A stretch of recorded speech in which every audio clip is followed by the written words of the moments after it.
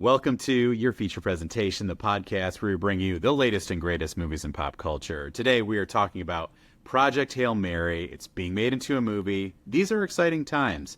And joining me, my good friend and yours, Andrew McKay. Heath, I'm so pumped to talk about this book movie with you. Yeah, it's awesome. So this is a movie that's being adapted, Project Hail Mary. It's coming out in 2026. We've both read this book, and we both love this book. Am I right in assuming that? Oh, I loved it so much. Yeah. So let's just do a quick little, what did you think of the book? What did you like about it? Very cool, yes. So, standout thoughts. I'm not a very scientific person, so reading Andy Weir is really, really good for me because he makes science really interesting. So Project Hail Mary is no exception to that. My first book from Weir was The Martian, and then I read Project Hail Mary after, and I like it even more than that book, which I didn't think was possible. But Project Hail Mary just stood out to me from the first chapter of how it grabbed my attention, how the character describes the science, and also I think maybe it speaks to my intellectual capability of science, being that I really resonated with Grace when he would describe science as basically a junior high teacher. That's where I'm at. I need a junior high science teacher to talk to me about why stuff works and how it works. So it was just really accessible for me. Made me feel, I don't know, like I was included into this scientific journey. Those are my initial thoughts. What do you got? What do you think? Yeah. Well, let's do a little rundown too, because maybe some people haven't seen or read the book, I should say. And we're going to try to do mostly spoiler free. We're going to talk about the book itself, but nothing is going to be crazy spoiler territory. But yeah, so it's basically a story about a guy wakes up on a spaceship and has amnesia, and he's slowly trying to figure out what he's doing. And he has this mission. And the mission is that there is this parasite that's leaching energy from the sun. And so the sun is slowly dying back home on Earth, and he's trying to fix it. And so that's just kind of your initial setup. So book written by Andy Weir, who also did The Martian. That was directed by Ridley Scott a few years ago. I have not read The Martian. But the author had said that The Martian did so well as a movie, he wrote this book kind of with a movie in mind, making it more adaptable.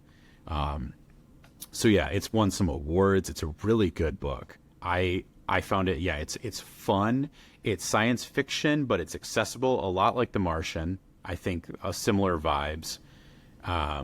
Matt Damon will not be joining us, unfortunately. No. Maybe he will. Right. Maybe we'll open a little casket in stasis, and it'll be Matt Damon again, and he'll be like, "For years, I waited." The Andy Weir verse. The Weir verse. Well, those were my Interstellar jokes, actually. But I see. I didn't get it. Yeah. And, you're like, I don't like the Interstellar. Whatever. Actually, we just did this for our book club. So some of this information is going to sound, to those guys, it's going to sound like, hey, we just talked about this. But we were joking that Interstellar takes place during this as well. So it's that's what they were doing back on Earth during the Project Hail Mary and everything like that. Yeah. No, I think the book is really enjoyable. It's really funny.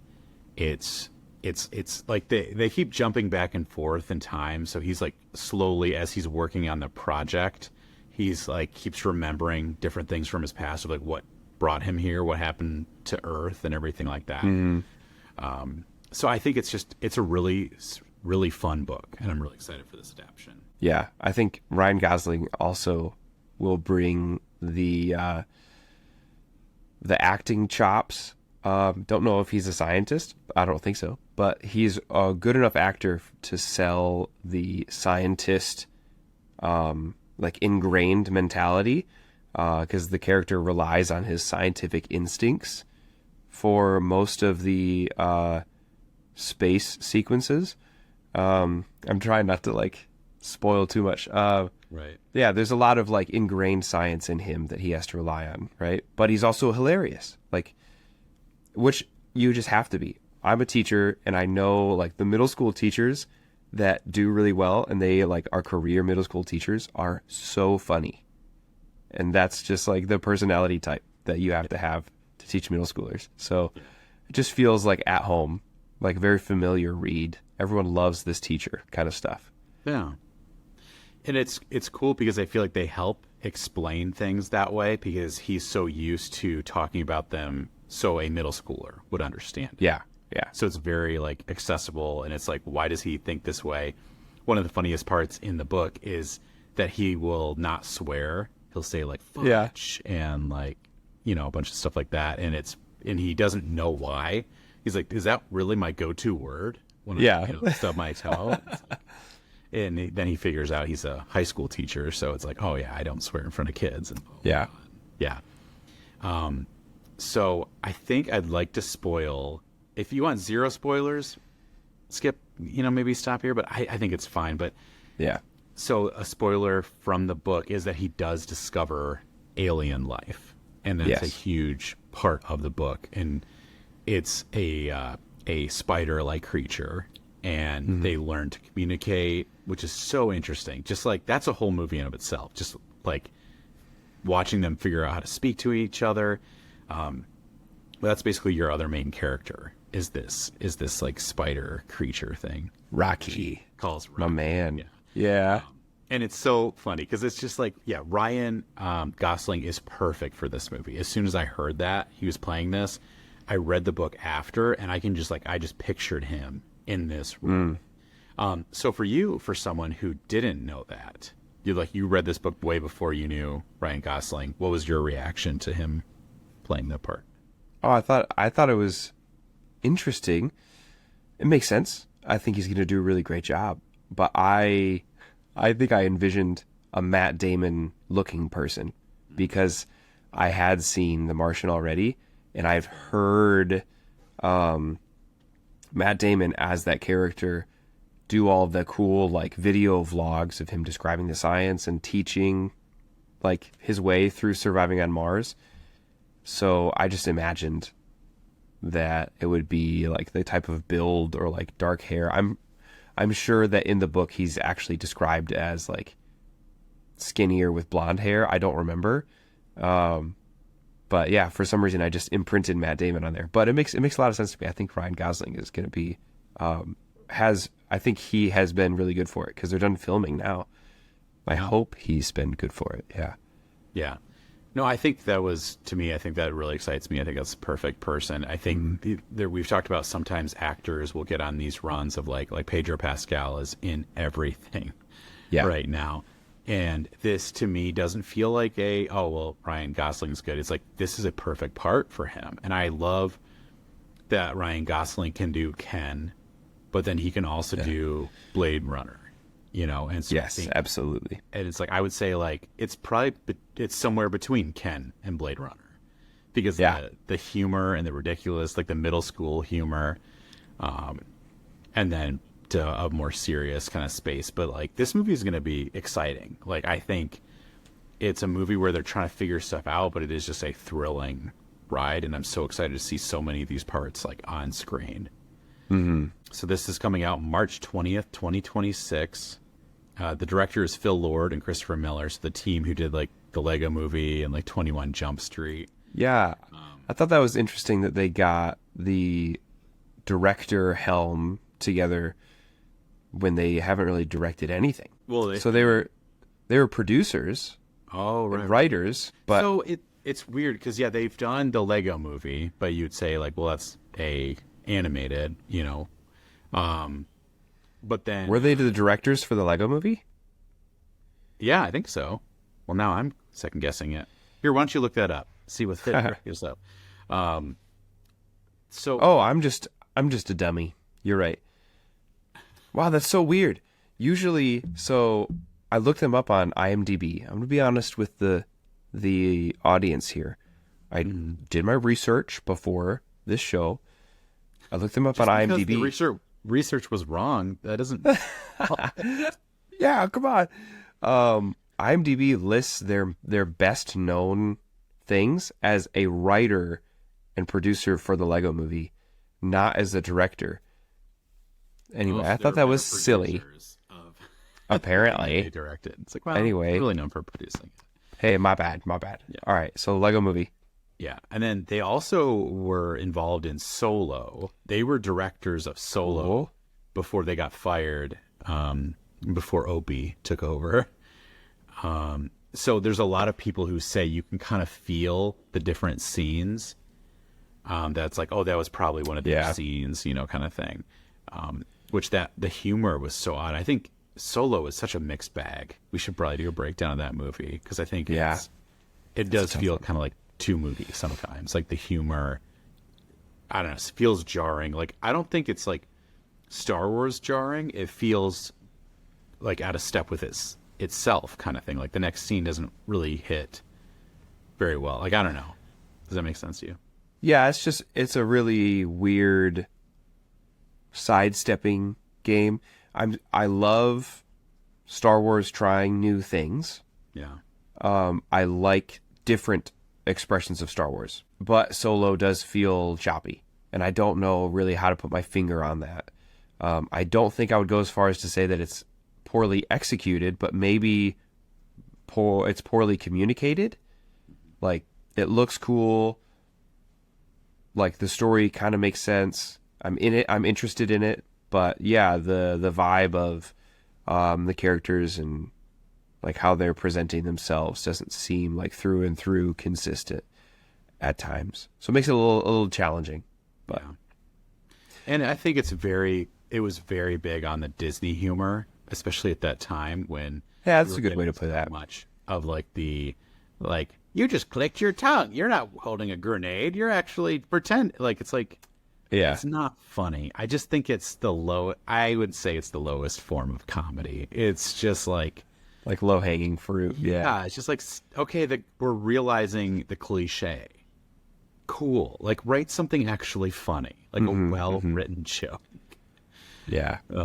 Like I think Community, I love the TV show Community. It is such a well-written comedy. It's incredible. Like, it's clever. It's like, and that's honestly what really got me excited about Project Hail Mary is that it's a good story. It's written well. The characters make sense. Like there's like everything that he discovers that he goes back into his memory about is applicable to the future. Like it doesn't feel contrived. It doesn't feel like something that they're just like, oh, he had to do this, or whatever. It's just it flows so well. So many of my friends, we all read this for our book club, and so many people were like, I read it in one day, or I read it and put it down, and just like you just have to keep going, So I am so pumped about this movie, and Ryan Gosling is going to go to space a lot. He's already been there, and now he's going for Star Wars, and he's going for this, and like that's crazy. The Gosling is flying. The Ryan Gosling. So the betrayal of Rocky, I find, is going to be very interesting. Yeah. I got really excited yesterday because I looked it up. And so he's going to be played by James Ortiz. Mm-hmm. And nothing has been announced yet at the recording of this episode of what it's going to be. But it's I'm hoping it's going to be like a mix of CG and animatronic or puppets. Oh, yeah. James Ortiz has a puppetry background. He has special effects. So that's a good sign. Yeah, that's a really good sign. Now, it could just be like a K2 SO from Star Wars, that it's like, it's a puppeted, but then fully CG, but then maybe there's some animatronic there, and just, we're going to have a little Rocky spider just like running around the ship in a hamster wheel, and that's going to be... Yeah. Delightful. So. I mean, even just the fact that they are most likely, I'm going to say most likely, will have a puppet where a performer puts into that as a character, draws a performance out of James Ortiz, lets Ryan Gosling play off of that. I think that is worth so much. It is infinitely better than floating tennis ball on a stick. Ryan, you act towards the tennis ball. When there's a character, even if you have to CG replace it, you just total erase, put in a 3D digital double of the the exactly the same looking puppet, which they do a lot, and is very difficult. Even if they do that and none of the physical puppet makes it into the movie, which would be a shame, I think it'd be worth it still, because the performance of Ryan playing off of a physical character there, I think was just going to be better. Yeah. I think it elevates all the actors. I often wonder too, as we people talk about the acting of the prequels, like the Star Wars prequels, and I'm not an actor whatsoever, but I can't imagine acting in a room where you're the only person and it's just a like green walls and green floor. How do you get into that? I mean, I guess that's acting, but anything that's like helps you out, I think is so, it's so cool and so engaging.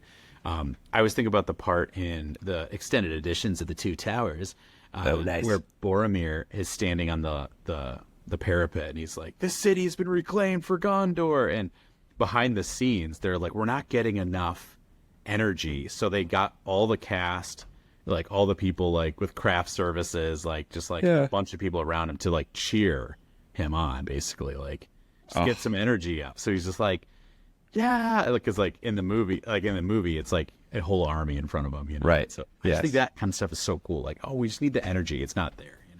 Yeah, you really live into it. That's great.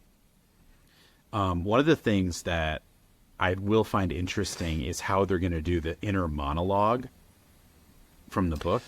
Yeah. There's so much inner monologue from Ryan Gosling's character, Ryland Grace.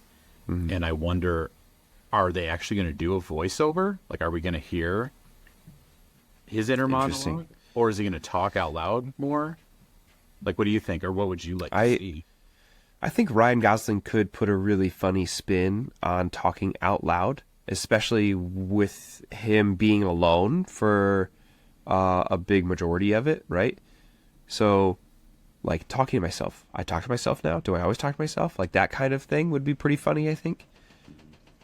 But then the alternative is either if you don't talk out loud because you're trying to work through something and cope with being alone, then you have to do a narrator thing, or you do what The Martian did, which is like a video vlog type situation where Captain's like, log. Yes, exactly. Like, oh, today I tried this and the experiment didn't go very well. Like, which I think they should step away from. I don't think that should be like the Andy Weir, welcome to the science fiction movie. We're going to do found footage basically of this like project. Yeah. What's his line? Matt Damon's line from The Martian, like, because potatoes or something like that. Do you know what I'm talking about? No, like when he grows the potatoes with his poop. He has some line in that. When he grows potatoes with his poop. I wouldn't do. Matt Damon. I don't know. I think they always talk about how actually having a narrator in a movie is such a low form of storytelling, or it's such a cheesy way of doing it. I've just heard that stated, and I don't know. I think it's really cool, to be honest. And I feel like, yes, it's a movie. Maybe do movie things. Should he be saying these things somehow? Maybe, but I'm like, I'm fine if we just hear his voice and he's waking up, and he's like, what's going on? Like, I think that can be really interesting too. I think that's just going to make it just that much more of an interesting movie. Yeah. I think you run the risk of being a little cartoony. When a character when a character wakes up, they're like, where am I? What's going on? I just think of anime. I'm not sure that would be as grounded as they might want the project to feel. But yeah, I don't know. I think Ryan could probably pull off anything. Like, if there was a little bit of like inner narration, or he just makes like a bad habit of talking out loud because he spends so much time alone, I think they'll find a good way to do that. But if it's not supposed to be cartoony, how would you like Rocky to be portrayed? Aside from the puppeteer thing, like having a puppet would be really cool. What do you think your hopes are for the texture, the sounds that Rocky will make moving around? Yeah. Like, how does he like let off his steam? How does he eat? Like, are all of these things we don't talk about details in the are all these things book details that a movie doesn't need? Or yeah, what do you think? How do you visualize Rocky? Let's start with that. Well, I think I would love it if they played a little bit of horror angle on this, like the unknown. Oh yeah, when it first is going. Yeah. Kind of playing up because he's like, he has no idea what this is, who this is, and even like in our book club, we talked about just like, was he like, is this someone from the future? Yeah, are these humans from the future? Oh, interesting. You know, a bunch of different stuff like that. But I don't know. I think they need to play it. It's got to be funny. I think The Martian is such a good example because that's what this needs to be. It's like real stakes, but that's how he copes, is through humor. Right. Yeah. You know, and I think the circumstances you're in will make us take it seriously. Like when he's trying to, you know, the ship is falling into the planet. It's just like, and pulling that out, like that's okay. There's no joking around there. The stakes are real. Right. Something interesting that we talked about as well is the difference of how Rocky will talk. A lot of us listened to the audiobook, and it was like tones. And in the book, did you read it? Did you read a physical copy? I physically read it, but I have, after I finished it a couple months later, a friend told me, like, if you didn't listen to the audiobook, you have to look up a clip of the audiobook because how they portray Rocky's voice is so cool. Yeah. And I agree. It's so cool. But so in the book, they have like musical notes. It's like, that's what his tones are a thing. And then in the audio version, it's not even dramatized, but it's like, it almost is a dramatized version because it's like, as he learns the alien talk, it becomes this tonal thing and you can hear the voice and it's just so cool. It really reminded me of, have you seen Close Encounters of the Third Kind? I've not actually seen that movie. Oh, that's good. They talk to aliens through tones, like the ba ba ba ba ba, like they're just trying to like. What am I saying? Very much those types of vibes for me. So yeah, I liked how the audiobook did it, and I hope they don't stray too far from the format that they placed out. It was prevalent in the book and in the audiobook. I felt like that when he first meets Rocky, it's just tones and there's just like frequencies that he can pick up. And then as he learns the language, they overlay English, basically. Yeah. Instead of like subtitles. I think that would be really cool. That like getting to hear Rocky's voice rather than like, I guess another cool route would be like partial subtitles. Like as he learns the tones, which are prevalent through the whole movie, we, the audience, and Ryan Gosling can get partial words. Maybe like, I think I'm starting to understand you. Like, but I think it'd be really cool to start overlaying them and have them phase kind of out. Like now the tones are in the background; they're always there, but mostly we hear Rocky's voice because I think that will help us connect and love Rocky faster if he can have like a cute little voice, you know? Yeah. And I'm not to wear clothes, so that's pretty cute. Spider with clothes. Yeah, his little jacket. Oh, yeah. it's and he has like they better dress as well. Yeah. Like this character is going to be beloved, my beloved. Yeah. I hope they started off with like a little bit of horror vibes, just like a little scary, kind of like, yep. You know, what is this? And then I think we're going to get some cuteness, some Rocky cuteness. Yeah. I mean, no spoilers. We won't talk about it. It is imperative that these characters care about each other. Yeah. It's imperative that you care about these characters. So, you're a music guy. I'm not a music guy. Do you know what a vocoder is? Like, it's like a little keyboard or no. So, there's this instrument where you like have a keyboard or like a keytar and you put a hose like up into your mouth. And so you're playing a melody of some kind and you're singing into the machine and it's changing your vocal like output. An example of this that I thought of immediately after I was looking at the audiobook clips was Groove Tonight by Earth, Wind, and Fire. You know, the like bow, bow, bow, bow, bow, bow. Like that's a person saying whatever the lines are, like let's get groove tonight or whatever. Like I don't know the words, but they're using a vocoder. So that. Oh, thank you. Precise. So if you don't know what I'm talking about, pause this podcast. Go listen to Groove, the first 10 seconds of Groove Tonight by Earth, Wind, and Fire.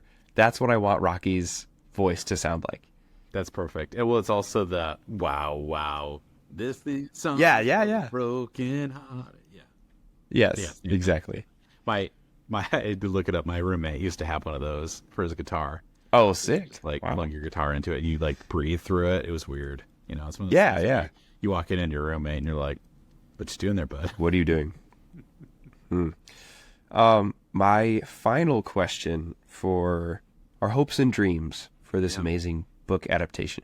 Are you hoping for a found footage security camera type situation for the in spaceship sequences? Or are you hoping for a more traditional cinematography like decision to kind of ground it, immerse us into the situation? The camera isn't a fixed camera on a wall that he has somewhere, because that's a part of the book, is that there's security cameras everywhere, right? So what do you think? What do you think would be the best? I would always lean towards traditional. Oh, really? Filming style. I just think that's how I found stories. I don't know. I'm such a product of Star Wars. It's like, if this is like a Star Wars type thing, like we're seeing the world, and I don't want to be reminded that we're recording the world. But if they do it that way, I'm sure they're also going to do some of that found footage too, just like show them working on the workbench with the camera angle too. But I personally hope it's not that way the whole way. Yeah, I agree. I am hopeful that they'll use the like vlog camera or security camera angles and like that kind of stuff just a little tiny bit, but that they won't rely on it. Yeah, just a little. That they won't rely on it too much. I think they did it really well with The Martian, with those like video diaries, but I'm really more interested in seeing this story in a more traditional like aspect. I think that will just be more immersive. So yeah, great. Project Hail Mary, dude. I didn't honestly, when I read this book, I thought it reads like an adaptation, like it's made to be adapted, but they'll never do it because they can't get Rocky correct. I was like, Andy, way to like make the most difficult character to bring to life in physical media. Like a rock with 5 legs that sings. Now they're not going to pick up your book. Like, sorry, dude. Right. So I'm really excited. I'm happy they're doing it. No, I think it's perfect. I love these style of movies as well. It's just like I think it's not going to be as serious as Interstellar. Definitely more of that Martian realm, which that was a Ridley Scott movie. So we've seen Ridley go to space quite a few times. And that was, I think The Martian is definitely one of those ones that like, it's one of Ridley Scott's greats. It's just a really well done, well thought out movie. Man, Ridley Scott is sometimes just all over the place. We talked about that before, and I'm excited he's not doing this movie because I feel like he's past his prime, and I don't think we're going to get any more great Ridley Scott movies. I mean, he is an amazing director, but I just think I don't know, hearing how he shot Gladiator 2, I just don't think he's got enough fire in the veins to make a good movie. I don't know. I just don't think. I like Ridley Scott. That's why he's like, he's the ex that you're not actually over, because I'm like, I know there's greatness there, but I think he's done. And Ridley Scott, so. Gosh. I love you, buddy. Wow. All right. Okay. Well, yeah, we're pumped about this movie. Super excited to go see it. So next year, 2026, go see that movie. Go see that movie. Andrew, Will you take us home? Ladies and gentlemen, thank you for listening. Thank you for watching. You can find our podcast anywhere you get podcasts. You can go to YouTube, subscribe to our YouTube channel. You can actually even follow us on Spotify, which is kind of like subscribing. You can follow us on TikTok and Instagram. When we post little fun clips, reels, shorts, or whatever, give us a comment. Give us a share of what you'd like to see, and we like to interact with people. It helps us grow the show, but also helps build a community. Heath, go see a movie. Go see a movie. My smile at the end.